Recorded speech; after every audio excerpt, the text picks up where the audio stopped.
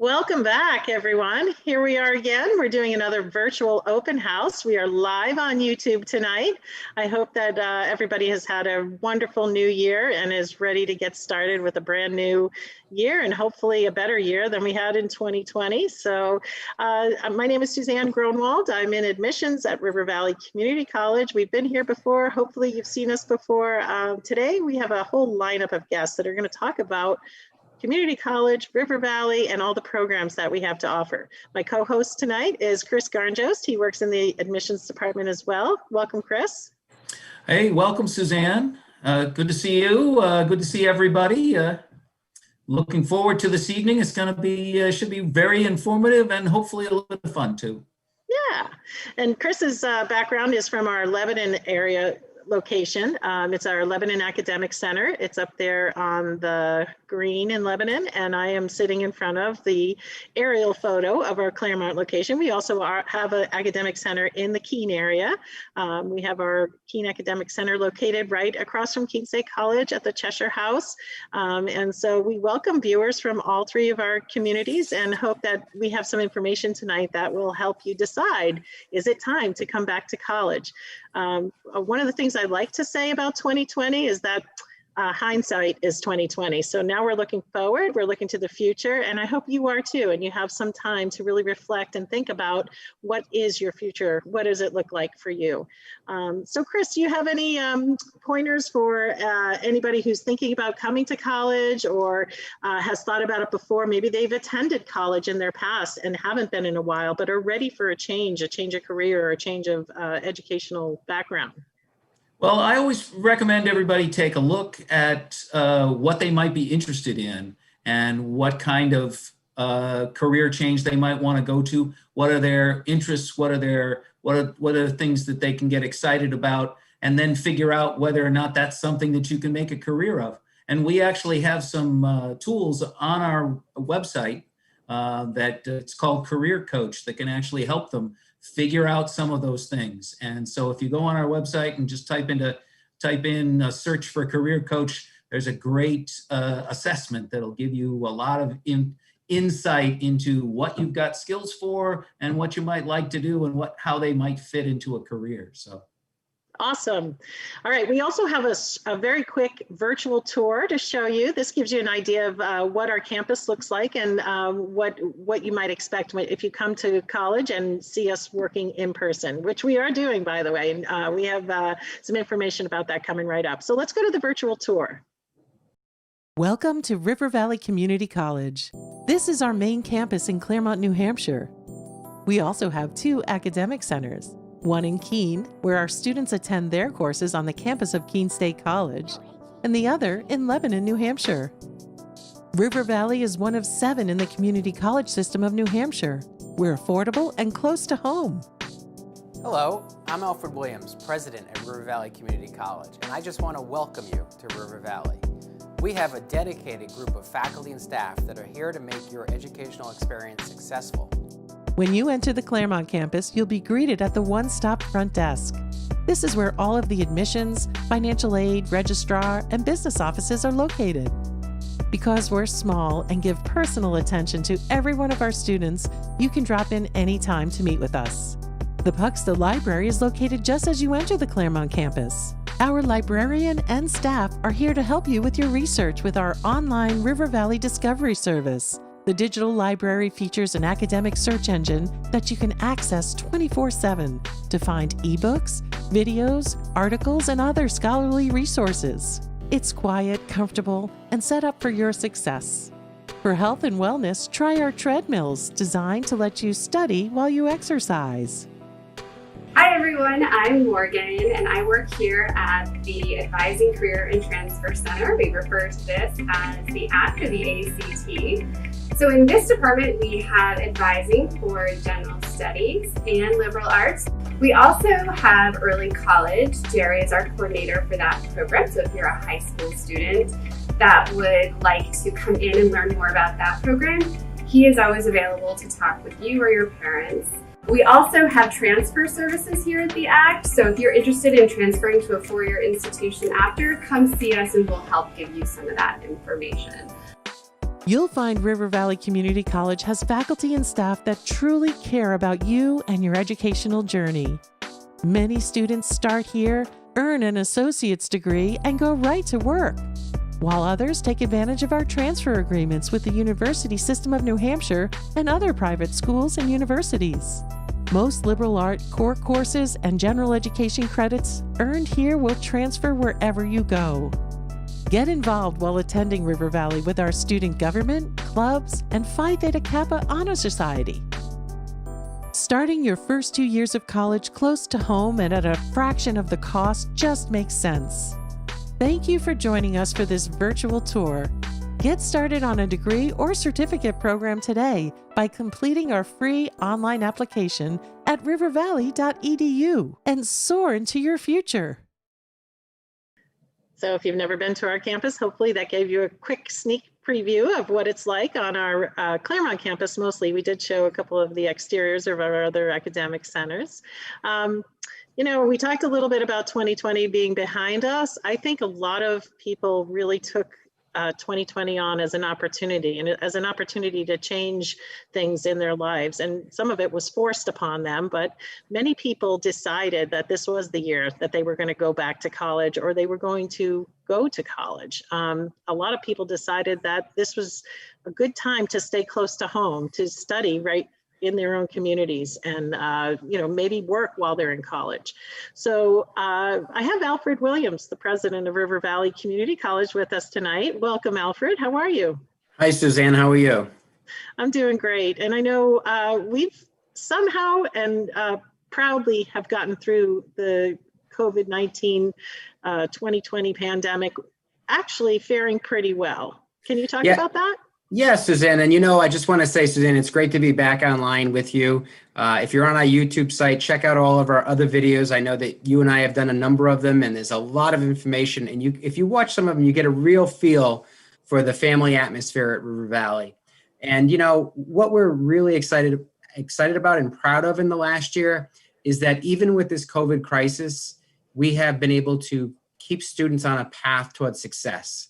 Last spring semester, when COVID hit, we had to go remote, and our faculty adapted very quickly. And we actually had students that had a higher success rate in that semester than the spring prior. So we did better getting students through in the spring that COVID hit. And then in the summer term, we saw a big uptick in our enrollment, and we were able to get a lot of students through a lot of classes quicker to get them faster on the path towards graduation.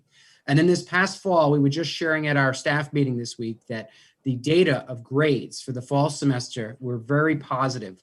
The students did just as well in fall 2020 as they had in fall 2019. We saw a lot of students that met requirements for graduation. We were really proud that in this difficult time, we were able to deliver an educational product and keep students on path, because it's really important, Suzanne.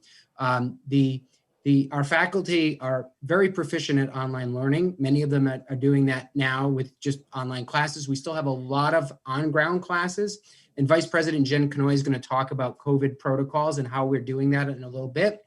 But it's also, we know how important River Valley graduating students is to the community. We know that our graduates are working in careers in the community, that they're providing vital services. They're working in the healthcare careers. They're working in those key professions that are needed. They're working in business careers. We need to continue to graduate them, and we know that. And so we all, as a college, took that on ourselves.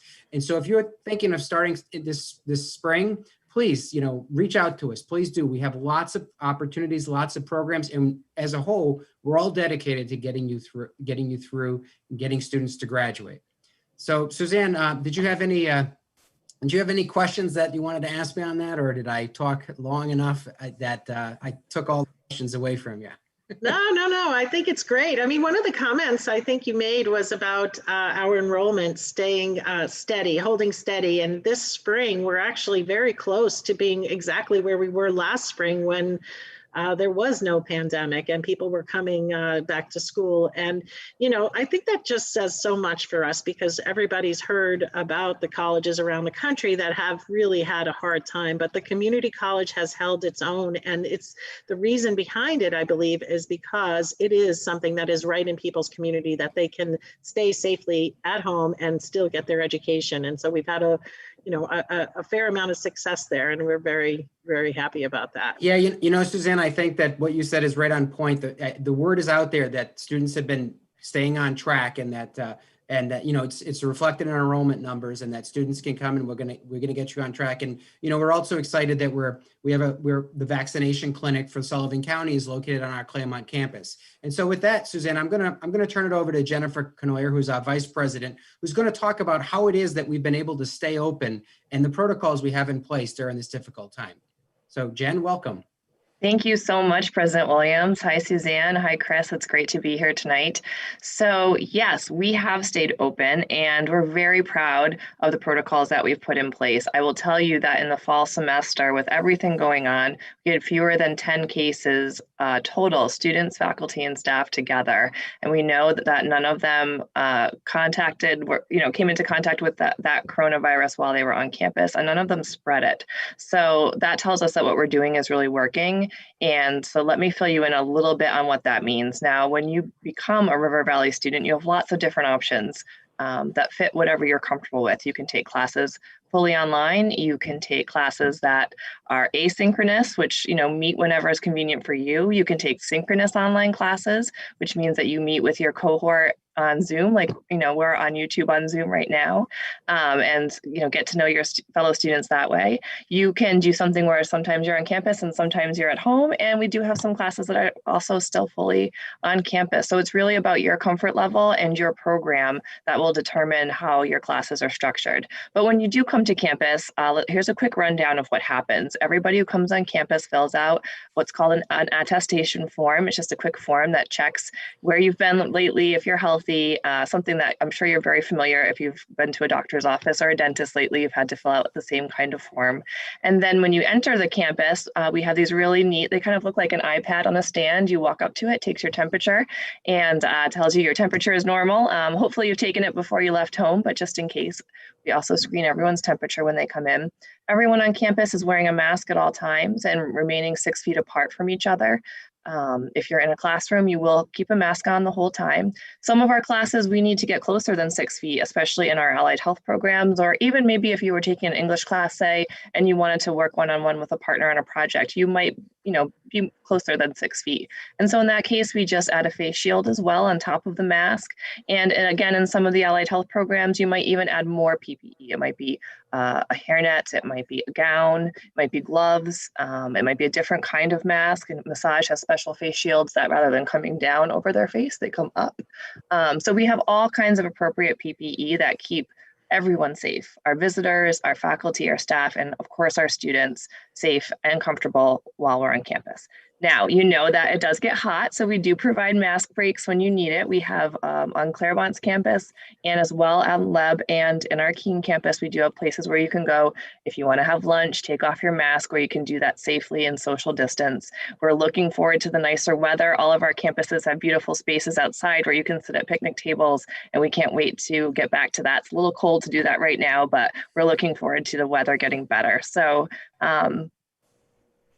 those are the things that you'll do to help keep yourself and everyone else safe. And I just want to quickly tell you that we have all of our same thorough cleaning protocols that we had before the pandemic. Plus, we've added some new cleaning products. We have upgraded all of our air filtration systems to better protect, all of us who are here when we are here. And we've also cut back. So you might notice when you come in that rather than there being 6 or 8 staff in an area, maybe there's only 1 or 2. And that's to protect you. Everyone else is still working. They're just working remotely, and they're always available to you, just like they would be if you were to run into them on campus. Everyone's available on Zoom or for a phone call or an email. We're all still there for you. So Suzanne, is there anything else that you want me to cover that we're doing to keep everyone safe and comfortable in learning during this pandemic? Jen, I had a question for you, which is, I know that you're very proud of this, so I want to ask this question, but you were the point person to students that had contacted the coronavirus, and yet those students were still able to complete their coursework. How did that happen? I'm so glad that you asked that. So when we find out that a student even just is sick, because let's be honest, if you're sick, you're not coming to class.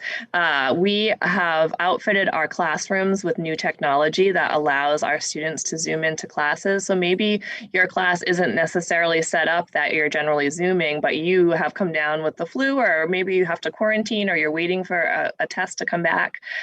You can talk to your faculty member and they will work with you. We have had faculty set up everything from don't worry about it, just Zoom into the class, to don't worry about it, I'm going to record the class and send it to you. Don't worry about it, here's something else that you can do instead that covers the same material. Our faculty have bent over backwards to make sure that whatever the situation is for students, whether it's that they're sick or perhaps they have to stay home with a child who's been quarantined, we're dealing with the same thing as faculty and staff. We've had faculty who've had to stay home because I can't be in class because I'm home with my child who's quarantined. So we have been really flexible, and we've really tried to take very good care of our students and be very understanding. I will say that the students who have had COVID have just been amazed that we reached out to say, do you have a safe place to quarantine? Do you have a support network to bring you what you need? Because if not, we can be your, we'll figure out some supports for you, because our students' well-being is really important to us. And I think that they've really felt that care and concern from our faculty and staff.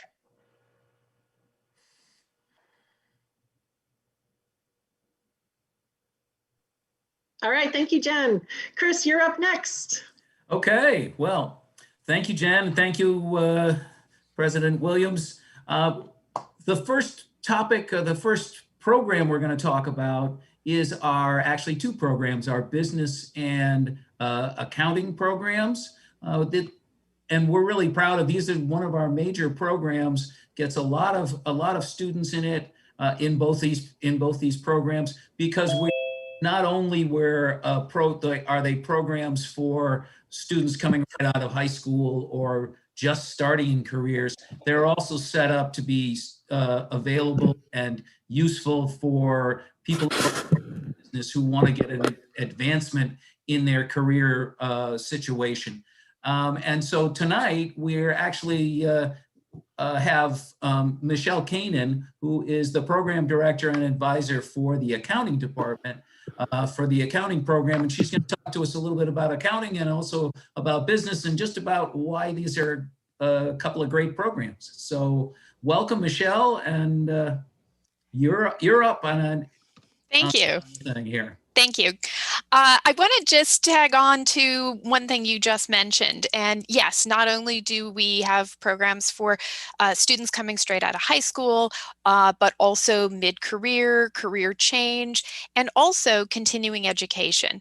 If you want to brush up on your Excel skills, you want to learn QuickBooks, you don't need to commit to a certificate or an entire degree to do that. We have lots of standalone classes that can just give somebody that added skill boost that maybe makes them promotion eligible, as opposed to looking to do an entire career change. So I find that what brought me to accounting really was an interest in doing tax work for people. What I found when I began my own education in that is that it's so versatile. I think we often think about accountants as people who do our taxes, but it can be so much more than that. It is, you can work in government, you can work in nonprofit, you can work for corporations, big and small, and you can also work independently and freelance. I have students who are doing independent bookkeeping for small businesses, which is something that is particularly useful in this area where we do have so many small businesses, and it provides them with the flexibility of being able to work their own hours. And it's also a win-win for the businesses in that the businesses may not be able to take on a full-time bookkeeper, but somebody who freelances among several businesses can often make it more affordable for those business owners. So it's really an incredibly versatile field to be in, and also one that you don't have to attend years and years of school. to be able to get a good job in. As I said, if you want to just enhance some job skills, that's available. If you are looking to do a certificate program, for example, that opens up doors in terms of working as a tax preparer and things like that. You can certainly go through the associates program, which again opens additional doors and transfer opportunities to four-year institutions. And you can, again, continue your education from there. Really, the sky's the limit in this field. And I think that's what makes it most exciting for me is you're not going to be limited once you get an associate's degree to say, okay, well, I've kind of reached my my career cap here. You can continue to move on. And if you decide you're bored in a particular area of accounting, you can easily switch to work in a nonprofit or work in public accounting or corporate. So I think I probably answered your question and then many more, but that's really what I think energizes me about this field. Great, thank you. Thank you, Michelle. Just a couple of questions that popped into my head as we were going along. What about the scheduling? If we're talking to people that are already in the business world, obviously you can't have classes in the middle of the day because you've got a job to go to. So absolutely, and the majority of my students are working. And they're working pretty traditional hours. And, you know, Suzanne, I think, commented about staying close to home. Well, my students generally don't have to leave their homes. We offer classes through Zoom like this, or for students who even find the scheduling of that more than they can do. We have 100% online classes, and they can schedule around their work, the homeschooling of their own children, all of the scheduling conflicts that sometimes can make attending a traditional program a challenge. And so for somebody who's working full time, you will be in good company here because you will find that most of your classmates are in a similar situation. okay, thank you. Suzanne, you have any other questions or? Yeah, I was just going to ask Michelle. Okay.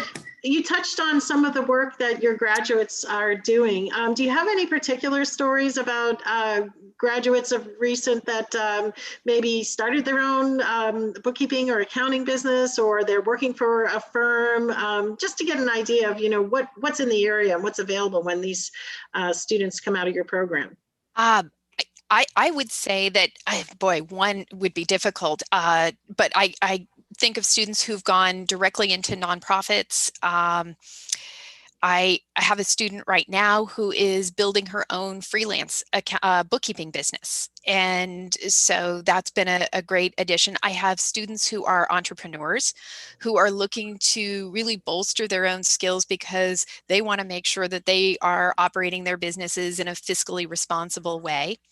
And, you know, even if you decide that business or accounting isn't going to be the main focus, frankly, a degree in this area makes you a better employee.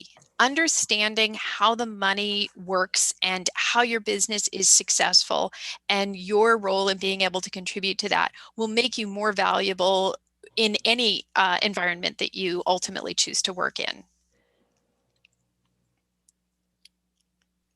All right. Well, thank you very much, Michelle Kanan, the program director for the accounting program. Thank you for having me. Yeah, it's a pleasure. So we also have a very special guest coming up now. We have had Lisa Gould on the program before. She is the program director for the medical assistant and medical administrative assistant programs here at the college. So welcome, Lisa. How are you? Thank you, Suzanne. Doing great. Off to preparing for the semester that starts on January 19th. Now, Lisa, this the healthcare field is in very high demand right now, and you are training entry-level healthcare providers in the medical assistant program and also support staff in the medical administrative assistant program. Can you talk about that and, you know, what it is about that field of study that prompted you to get into it and to then become an educator in the field? Right. I went through the program when my children were young.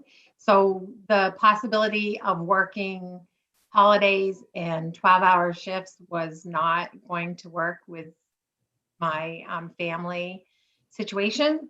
So I moved up to Claremont unexpectedly, and they had the medical assisting program, and I went through it at River Valley before it was River Valley. And then I went off and worked in the field for 7 years and came back and became a faculty member. So it was great to have the experience to know exactly what my students and alumni are going through.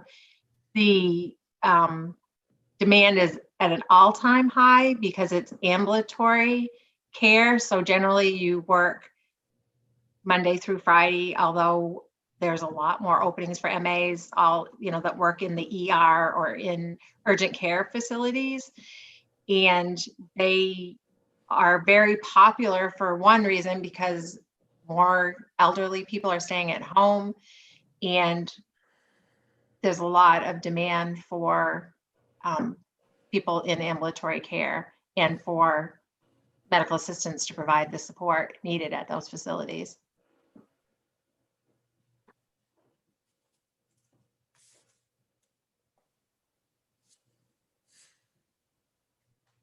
Sorry about that. My mic would not come off mute. Somebody didn't want to hear me. Lisa, that is really good information. I had the pleasure of being in your classroom quite a few times over the last semester. Got to meet some of your students. They really are providing very vital care in the healthcare industry. And can you talk about some of the basic skills that they acquire in the first semester and the second semester, and then, what they are ready to do? What kinds of positions in hospitals or nursing homes or ambulatory care, as you mentioned, are they getting after graduation? Right. The demand is so high right now that generally my students are hired as soon as they finish their practicum, which is 160 hours in their last semester. The medical administrative assistant is the support when you first walk in. That's the first person you generally see that will take your demographic information, your insurance card, schedule appointments,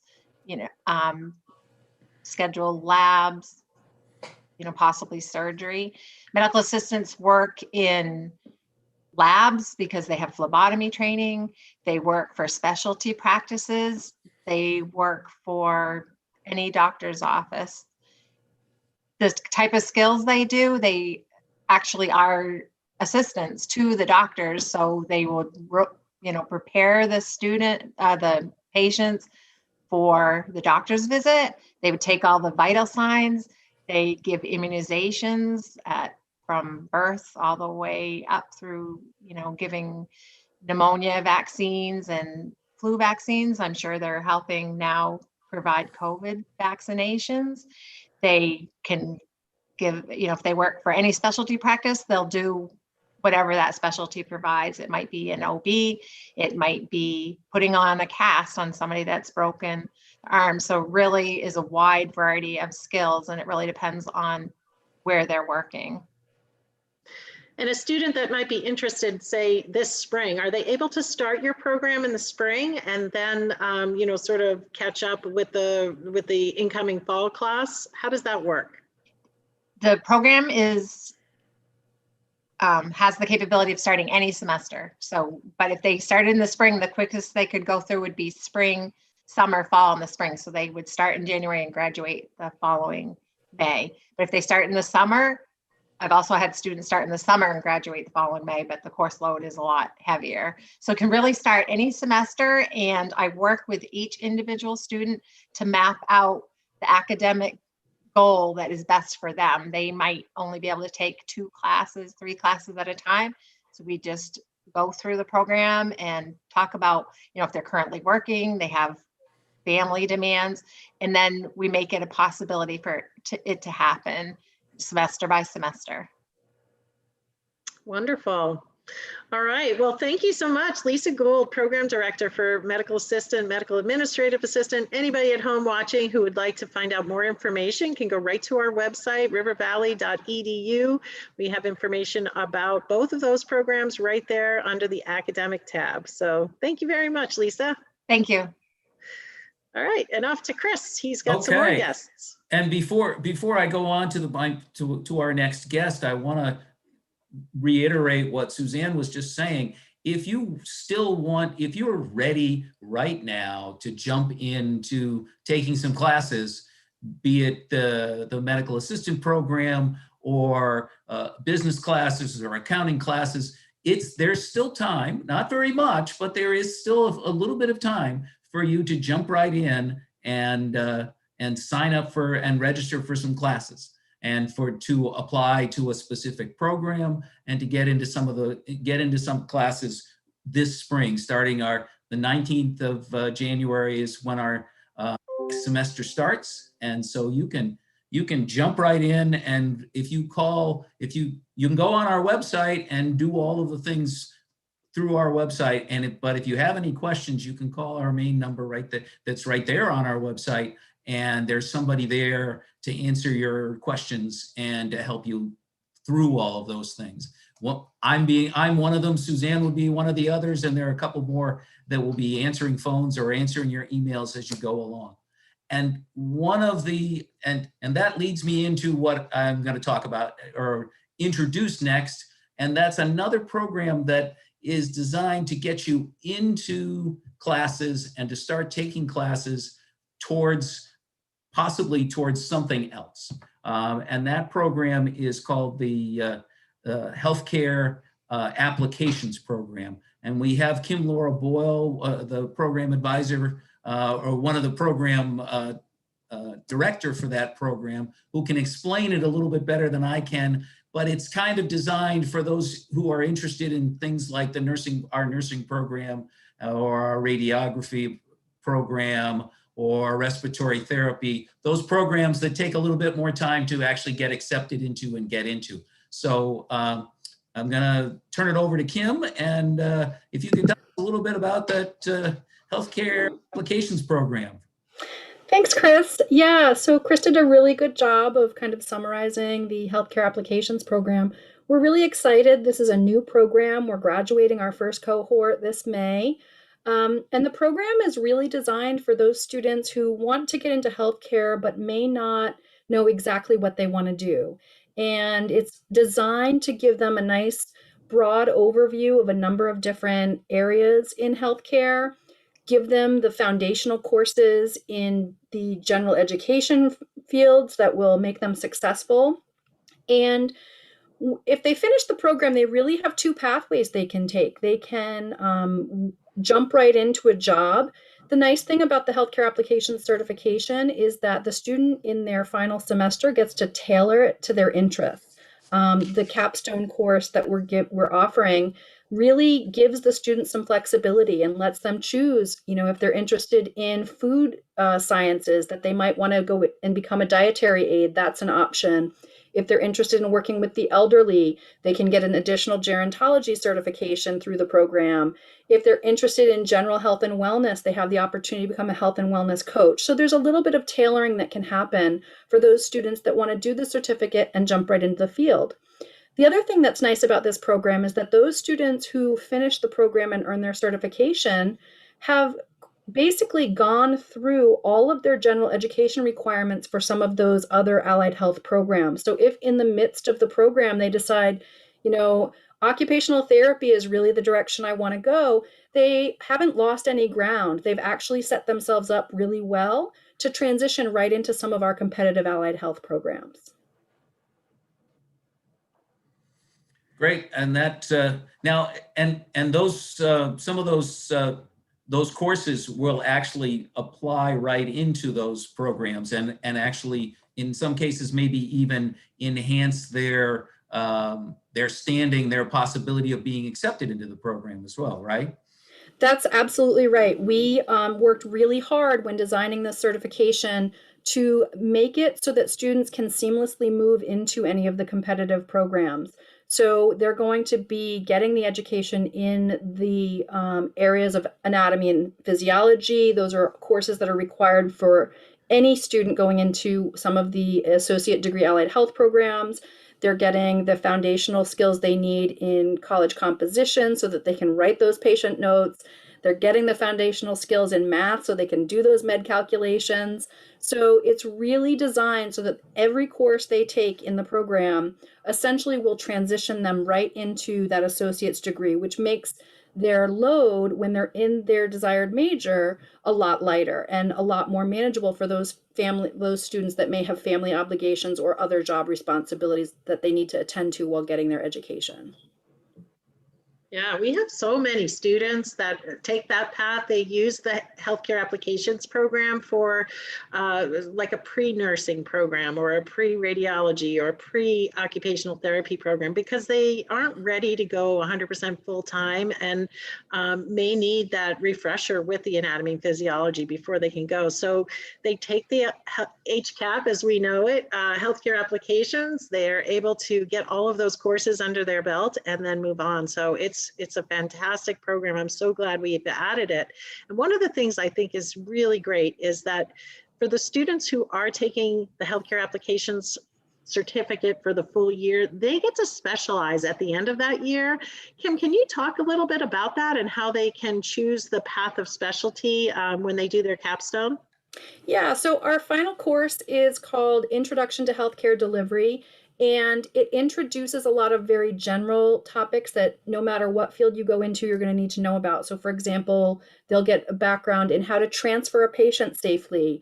They'll get backgrounds in how to take vital signs. They'll get a background in insurance and what that role is, or what the role of insurance plays in healthcare.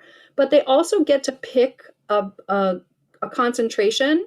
There are 5 pathways they can take. I mentioned a few of them before: the health and wellness coaching, the dietetic aid, the gerontology. If they're interested in doing more medical work, but they weren't really ready to commit to the medical administrative assistant program, they can get their clinical secretary, which is a little bit different than medical assisting. So there's a lot of ways that can be specialized. And what we're hoping to do as the program matures is allow more offerings for students to specialize. We're kind of looking at what students are interested in and hoping to tailor it in the future. All right. Well, Kim, you have also got quite a bit of experience in other programs at the college. For instance, you're a faculty member in the physical therapist assistant program. And so perhaps you could talk about that. We have another guest coming on soon who's in the occupational therapy assistant program. And I know the 2 programs, physical therapist assistant and occupational therapy assistant, work very closely at the college. So can you give us just a sort of a broad stroke overview of physical therapist assistant, and then we'll bring Jen in and we can talk to her, and then maybe we'll talk about how you all work together at the college with those 2 programs. Absolutely, yeah. So my primary role is as a faculty member in the physical therapist assistant program. PTAs, as we call them, are the assistant to the physical therapist. So anybody that has any sort of musculoskeletal condition or neuromuscular condition, perhaps they're recovering from a stroke or surgery, they are often recommended to see a physical therapist to help them regain their motion and their strength. And the physical therapist assistant is going to be the one primarily working with the patients. The physical therapist often has the responsibility of the evaluation and diagnosis and a lot of the paperwork, whereas the PTA is really the one that gets the hands-on experience and gets to see those patients through their rehabilitation process. Excellent. Yeah, we had some photos running before we went live on YouTube of some of your students in the physical therapist assistant program working on patients, working on each other, but mock patients dressed in their full PPE. So if folks tuned in early, they got to see a little bit of that. Now, a few students have actually decided to do a dual major in physical therapist assistant and occupational therapy assistant. And that I understand is because so many of the courses are required for both. Can you talk a little bit about that? Sure. So I know Jen is going to talk a little bit about occupational therapy assistant. There is some similarities, but there are some also very big distinct role differences between the occupational therapy assistant and the physical therapist assistant. But because there is a lot of overlap, what we've done is we've designed a unique way in which every semester the students are in classes with each other. And this is designed to help mimic what happens in the real world. Physical therapy and occupational therapy as professions work very closely together. So we start from the very first semester getting our students kind of working together, learning together, and that overlap continues throughout the program. And what that does is it allows for students who might be interested in doing both roles to cut down on the length of time that they would need to get both degrees. Wonderful. All right, well, without further ado then, I would like to introduce the program director for the Occupational Therapy Assistant Program at River Valley Community College. Her name is Jen Saylor. Jen, welcome. It's your first visit with us here on our YouTube Live, so thanks for being with us. Thank you. It is my first visit, but Kim has laid a fabulous foundation for me, which is nice because it's a great bridge between the two programs. But I am an occupational therapist, and I've been teaching for quite some time at River Valley Community College, and part of the reason I've stayed on faculty is because I believe in the community college system. I believe in the frame and structure that we offer in our classes. I know for myself, I went to community college before I started at a major university, and I had probably the strongest education I've had because it was personalized, it was attentive, and the faculty really were invested in my long-term goals, which was to become an occupational therapist. Before I became an OT, I studied music, which is important to the story of occupational therapy because it speaks to the creative nature of what we do in OT. I think one of the most significant differences in the two disciplines is the treatment of the whole person and the looking at all the subtle nuances of the human condition that the occupational therapist would engage upon with patients and clients in the field.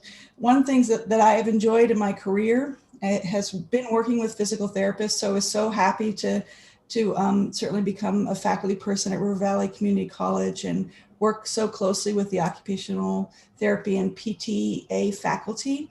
So we have a strong collaborative structure, and our curriculum design complements each other. So the OTA students are exposed to the PTA faculty, and the PTA faculty are exposed to the OTA students, et cetera. So it's really great that they have this, we have this strong curriculum design. And I was able to get into your classrooms, both the OTA and PTA programs this past fall. You were working in person with very safe distancing and PPE. Can you talk about that and the challenges, of course, that came with it, but also the ability to continue to meet in person and to have students learn in person? Sure, and if I could kind of go full circle back to what Jen had mentioned about safety and security and keeping our environment safe at River Valley, I have been enormously pleased with the way that we've managed safety through this pandemic at the institution. We really have a strong infrastructure of how we use personal protective equipment. And in the classroom setting, anytime we're closer than 6 feet, we're wearing a face shield. And it's important when we're training health professionals that we are in close contact with each other, but yet we can persist and continue to do this in the academic setting. I think what's most unique about our classes is that we've reduced our lab sizes to an 8-to-1, so 8 students to 1 faculty. So it's small enough, it's contained. Individualized attention has been a real pleasure.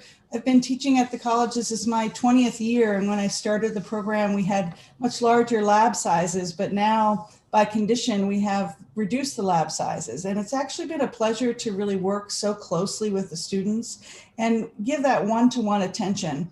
I can say historically, we've always been attentive to our students. So there's no question and a kind of a change in that. But in this condition and situation, we're very sensitive to the needs of students and especially to the needs of what's happening in our society and culture at this time. And just one last question, Jen. I just wanted to get a feel for what a student who graduates from the Occupational Therapy Assistant Program, what kind of work are they going into? What kind of careers do they start? Sure. Well, it's interesting because I was just looking at this the other day because I was doing a survey of alumni, and I've done so through several methods, but we have occupational therapy assistants working in school systems, in hospitals, in skilled nursing facilities. I also have a pretty significant handful of occupational therapy assistant graduates that work as case managers, social service personnel. They work in community living situations. They work one-to-one in respite care. Some of them actually are also working in activities, really tapping into that creative and artistic side of themselves, which has been really super for them to continue to explore that. A lot of the students that we have had in the program are coming from diverse backgrounds, but many of them are coming from a study of the arts and also being able to kind of meld that into what they're learning to care for patients and care for children and clients in the field.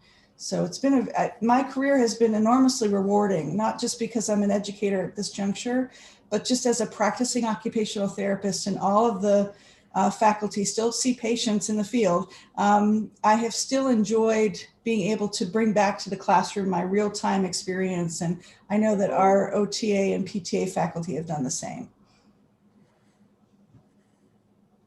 That is so wonderful. Thank you, Jen. I appreciate you sharing that and the wealth of knowledge from your teaching experience as well as your practical experience as a occupational therapist. So thank you. And I know our students are benefiting greatly from that as well. Thank you. Thanks. Well, and we are now almost at the end of our time. I did want to throw it back to Alfred Williams, the president of the college, to see if he had any parting words before we wrap this up for this evening. Alfred? Well, Suzanne, you can hear from our faculty and administrators and staff that speak the passion that is really there for River Valley, and how everyone is just so dedicated to helping students succeed and dedicated to the mission of what River Valley stands for, which is educating the people of Western New Hampshire. And as Chris has pointed out, there's still time to get registered for the spring semester. Reach out and we'll help you get on a path towards graduation. And I always like to mention that, paying for college has become much, much simpler.